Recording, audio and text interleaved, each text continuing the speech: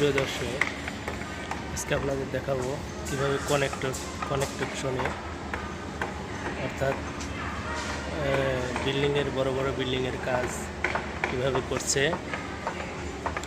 তারা কত ঝুঁকিপূর্ণতে এইভাবে এই কাজগুলো করে থাকে। জীবনের ঝুঁকি নিয়ে তারা এই কাজগুলো করে থাকে। বড় বড় অট্টালিকা, বিল্ডিং এইভাবেই তারা কাজ করে। জীবনের ঝুঁকি নিয়ে তারা যারা বিদেশে যায়, তারা এইভাবে কষ্ট করে কাজ করে।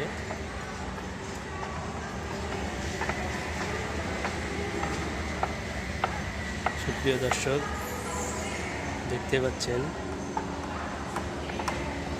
কনেকশনের কাজ অনেক ঝুঁকিপূর্ণ।